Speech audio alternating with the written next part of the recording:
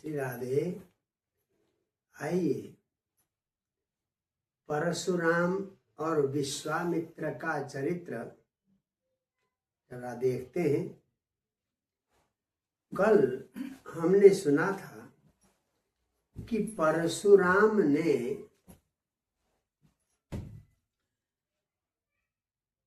कार्तिकेय अर्जुन, कार्तवीर्य अर्जुन, जो कृतवीर्य का पुत्र था अर्जुन, सहस्रार्जुन, तो उसका वध किया था, क्योंकि कामधेनु को जबरदस्त छीन के ले गया था वो। और जब राजा का वध करके आया तो पिता कहने लगे, बेटा राजा का वध तो ब्रह्म वध के समान है, तुम 1 वर्ष तक तीर्थ यात्रा करके पश्चाताप करो। तो पिता की आज्ञा का पालन करते हुए परशुराम वन को चले गए। तो इस प्रकार से ये कहानी हमने सुना था। अब आइए एक दूसरा चरित्र। पित्रोपशिक्षितो राम तथेति कुरुनंदन संवत्सरं तीर्थयात्रां चरित्वा श्रममाव्रजत्। पिता की आज्ञा पाकर राम परशुराम 1 वर्ष तक समस्त भारत वर्ष के तीर्थों में भ्रमण किया और फिर अपने आश्रम में आ गए। एक दिन एक बड़ी विचित्र घटना घट गई। सुबह सुबह संध्या पूजा के लिए पानी लेने के लिए परशुराम की माता रेणुका, जमदग्नि की पत्नी, जाती थी। तो जब गई पानी लेने के लिए गंगा में, तो वहां पद्म मालिनम, कमल की माला पहना हुआ और गंधर्वराजम क्रीडंतम अपश्यत। गंधर्वराज अपनी गंधर्वियों के साथ काम क्रीड़ा कर रहा था, अप्सराओं के साथ क्रीड़ा कर रहा था। तो गई तो थी पति की पूजा और स्नान आदि के लिए, तर्पण आदि के लिए पानी लेने के लिए। तो चित्ररथ नाम का जो गंधर्व अप्सराओं के साथ काम क्रीड़ा कर रहा था, थोड़ा उसके प्रति ऋषि पत्नी रेणुका का मन आकर्षित हो गया। उस गंधर्वराज चित्ररथ के प्रति मन आकर्षित हो गया। उसको देखती रह गई। थोड़ी देर में होश आया कि ओहो, ये होम का टाइम तो बीत गया, होम के लिए पानी लेने गई थी। तो फटाफट पानी लेकर आई और पानी बगल में रखकर भयभीत होकर खड़ी हो गई कि भाई होम बेला जो है, हवन का समय व्यतिक्रांत हो गया था। तो मुनि कहीं क्रोधित न हो जाए, पतिदेव करदम ऋषि, क्या नाम है ये ऋषि पति ऋषि नाराज न हो जाए, तो थोड़ा एक साइड में डरती हुई खड़ी हो गई। और मुनि को पता चल गया कि इसने, पत्नी ने काम क्रीड़ा करते हुए गंधर्वराज चित्ररथ को देखा, उसके प्रति इसके मन में थोड़ा सा आकर्षण हुआ। तो ये मानसिक आकर्षण भी वास्तविक रूप से व्यभिचार है। केवल शरीर से सहवास करना ही व्यभिचार नहीं है, मन में परपुरुष के प्रति आकर्षण होना ये भी एक प्रकार का व्यभिचार है। तो एकदम क्रोधित हो गए महर्षि और उन्होंने अपने पुत्रों से कहा, मारो इस तुम्हारी मां को। और चारों पुत्रों ने कहा कि कैसे कोई मां को मार सकता, हम तो अपनी मां को नहीं मारेंगे। अंत में सबसे छोटे पुत्र परशुराम से कहा, मेरी आज्ञा को न मानने वाले इन चारों भाइयों को और मां को भी मारो। गजब का प्रसंग है।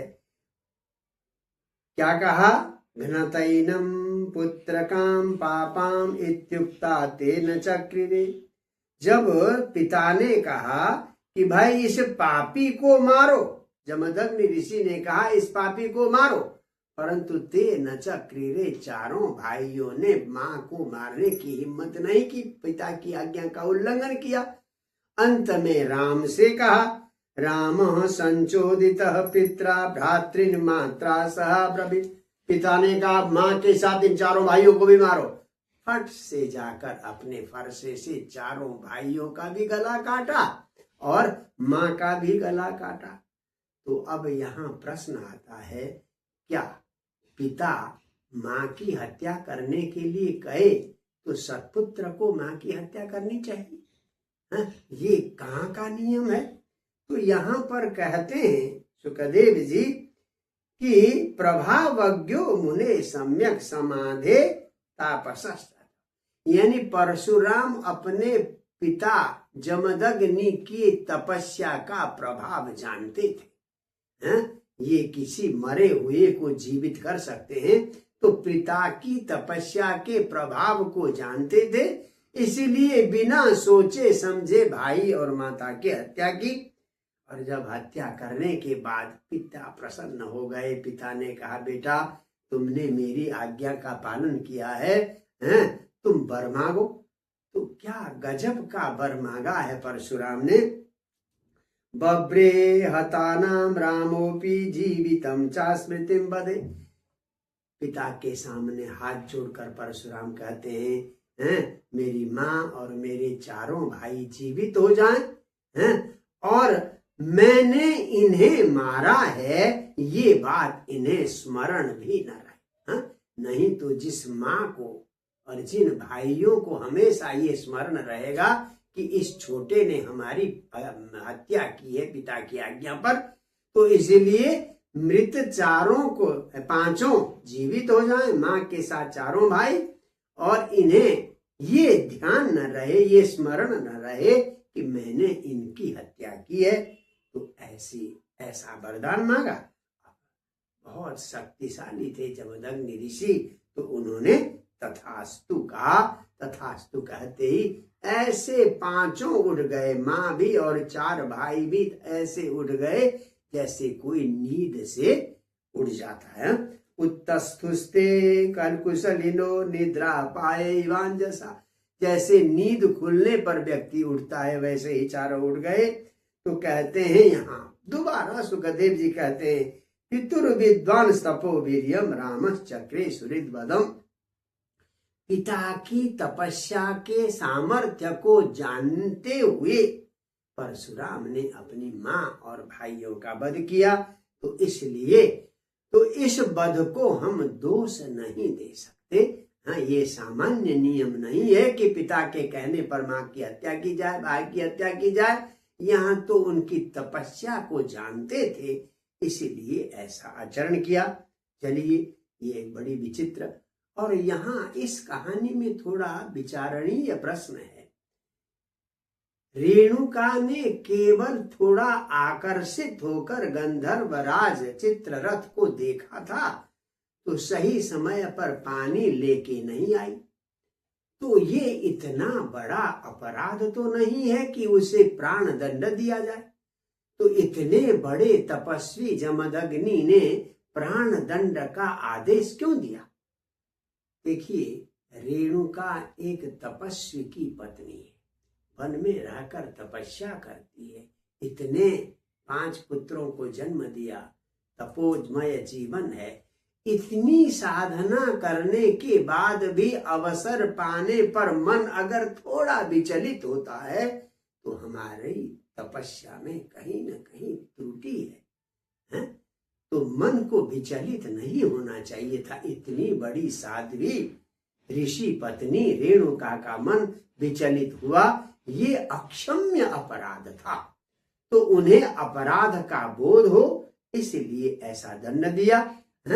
तो सामान्यतया आज के युग में ऐसी बातें नहीं हो सकती, क्योंकि कलयुग में तो मानसिक अपराध को अपराध की श्रेणी में नहीं माना जाता है। यानी सत्य, त्रेता और द्वापर में आपने मन से भी किसी का अपराध किया, किसी का अहित किया, किसी को मारने का निर्णय किया, तो वो अपराध है। पर कलयुग में मानसिक अपराध को उतना महत्व नहीं दिया जाता जब तक आप शरीर से अपराध न करें या शरीर से व्यभिचार आदि दुष्कर्म न करें, तब तक आप पाप के भागी नहीं होंगे। तो ये कलयुग के लिए विशेष प्रावधान है। आइए दूसरी कहानी पर जाते हैं। अब जो युद्ध करते हुए कार्तवीर्य सहस्रार्जुन को तो मार दिया था, परंतु उनके पुत्र भाग गए थे। ये अर्जुनस्य सुता राजन स्मरंत स्वपितुर्वधम, उन्हें हमेशा याद आ रही थी कि परशुराम ने हमारे पिता का वध किया है, तो वो उसका बदला लेना चाहते थे। कायर तो थे ही, सामर्थ्य तो था नहीं, वीरता तो थी नहीं, सामने युद्ध करके तो जीत नहीं सकते थे। तो मौके की तलाश कर रहे थे कि कब परशुराम इधर उधर हो, और परशुराम को तो जीतने की संभावना नहीं है, तो उनके पिता की हत्या की जाए। राम वीर्य पराभूता ले वीरे शर्म न क्वचित, कहीं भी उन्हें चैन नहीं पड़ा। तो एक दिन अपने भाइयों के साथ समिधा लेने के लिए, हवन की समिधा लेने के लिए परशुराम जंगल गए हुए थे। यही मौका पाकर वो कार्तवीर्य के हजारों पुत्र आ गए और हवन कुंड के पास तपस्या में मग्न थे जमदग्नि ऋषि, और उन पापियों ने आकर उनका सिर धड़ से अलग कर लिया। उनकी पत्नी रेणुका ने बहुत प्रार्थना की, बहुत याचना की, परंतु उनकी प्रार्थना को भी नहीं माना और सिर लेकर चले गए। सिर अलग करके जमदग्नि के सिर को लेकर चले गए। कौन? ये कार्तवीर्य के दुष्ट पुत्र। अब जब पति की हत्या पर जोर जोर से राम राम करके चिल्लाने लगी, रोने लगी, तो दूर से आवाज आ गई। दौड़े दौड़े परशुराम और भाई आए तो देखते क्या है, पिता का धड़ पड़ा हुआ है, पिता का सिर नहीं है। सारी बात समझ में आ गई।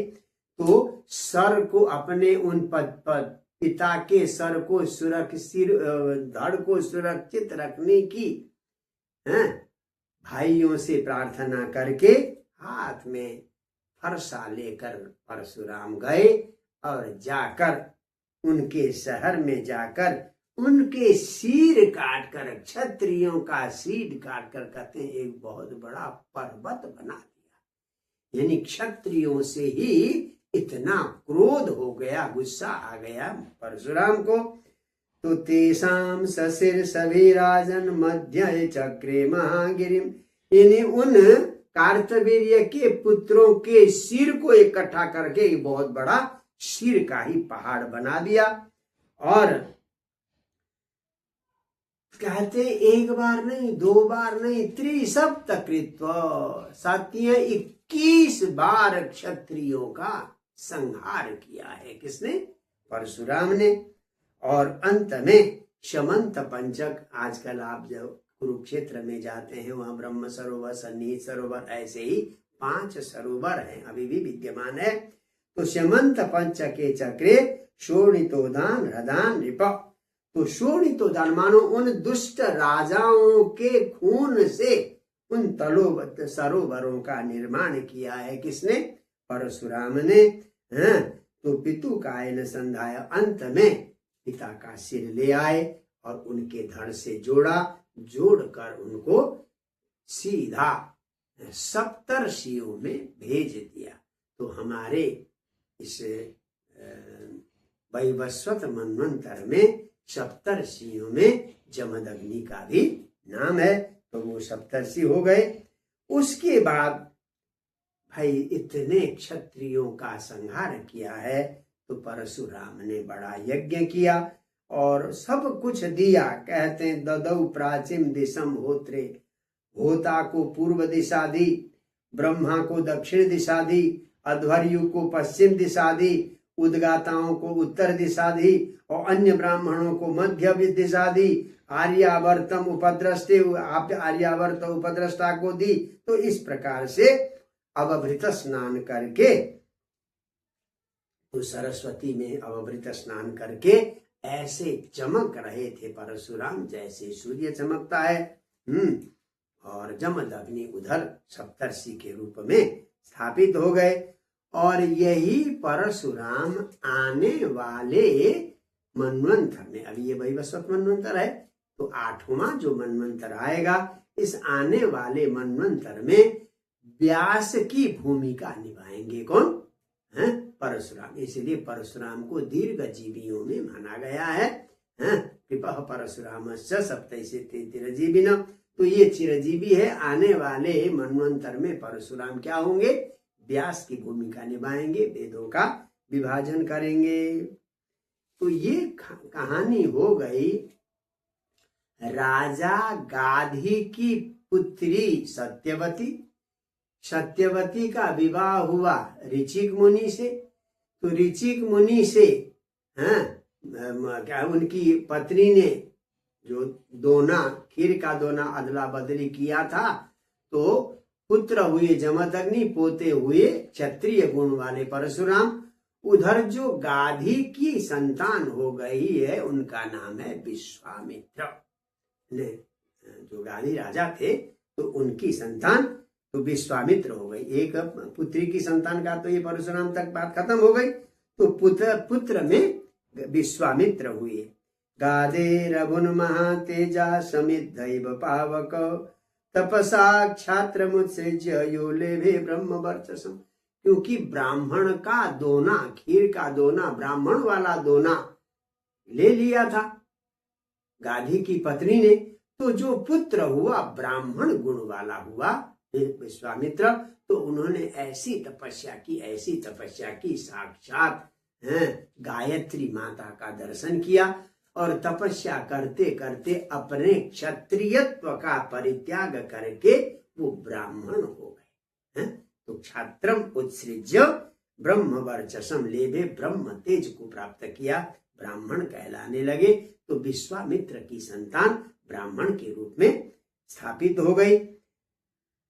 ये कहते हैं विश्वामित्र से चैवासन पुत्रा एक शतम। विश्वामित्र के 100 पुत्र थे। और आपने सूर्य वंश में सुना कि हरिश्चंद्र ने पुत्र प्राप्ति के लिए वरुण से प्रार्थना की थी और पुत्र की बलि देने की शर्त पर पुत्र प्राप्त किया। तो लंबी चौड़ी कहानी पहले आप सुन चुके हैं। तो जो हरिश्चंद्र का पुत्र है, तो उस रोहित ने ब्राह्मण का पुत्र सुनसेप को खरीद लिया था। और जब नर बलि देने के लिए तैयारी हो गई, तो विश्वामित्र ने ऐसा मंत्र दिया सुनसेप को। सुनसेप भांजे लगते थे विश्वामित्र के। ऐसा मंत्र दिया कि वो बिना बलि दिए ही वरुण देवता प्रसन्न हो गए और राजा हरिश्चंद्र का जलोदर रोग समाप्त हो गया।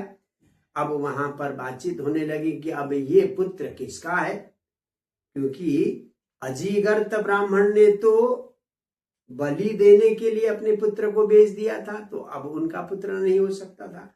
राजा ने खरीदा बलि देने के लिए, तो वो भी उनका नहीं हो सकता, मारने के लिए खरीदा था। बचाया किसने? मंत्र देकर ये विश्वामित्र ने बचाया था। इसलिए विश्वामित्र अपना उसे पुत्र मानकर सुनसेप को ले गए और अपने 100 पुत्रों से कहा, देखो आज से ये तुम्हारा सबसे बड़ा भाई, इसको तुम्हें अपना सबसे बड़ा भाई मानना होगा। तो 50 पुत्रों ने कहा कि नहीं, हम ऐसे कैसे मानेंगे, आप कहीं से ले आए किसी को और हम। तो विश्वामित्र ने गुस्से में आकर कहा, म्लेच्छा भवत, तुम 50 के 50 म्लेच्छ हो जाओ, यवन हो जाओ, जो पिता की आज्ञा का पालन नहीं कर रहे हो। तो बचे जो 50 थे, उन्होंने हाथ जोड़कर कहा, जय पिताजी, जैसा आप कहेंगे हम इनको बड़ा भाई मानेंगे। तो इस प्रकार से तो 50 ने तो मान लिया, तो उन्हें ऋषि ने बड़ा आशीर्वाद दिया। तो ये देवरात, तो देवैहि रातः रक्षित हैं, भगवान के द्वारा यो देवरात यजने, देवताओं ने रक्षा की थी इसकी, इसलिए सुनसेब को देवरात भी कहता है। तो इस प्रकार से देवरात सुनसेब विश्वामित्र के प्रथम पुत्र के रूप में माने गए। और विश्वामित्र के बाद तो एक अलग गोत्र भी चला है, और ये विश्वामित्र प्रवरांतरमापन्नम, ये दूसरा प्रवर, 3 प्रवर वाला जो दूसरा गोत्र भी चला है। तो इस प्रकार से यहाँ विश्वामित्र हुए।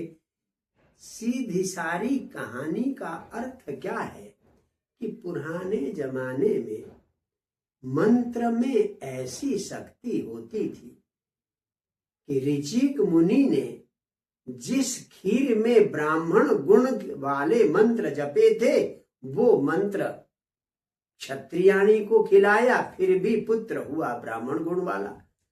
और जिस दोने में क्षत्रिय गुण वाले मंत्र जप कर अभिषिक्त किया था, उसको लिया कि ब्राह्मणी सत्यवती ने, तो सत्यवती का पोता हुए क्षत्रिय गुण वाले परशुराम।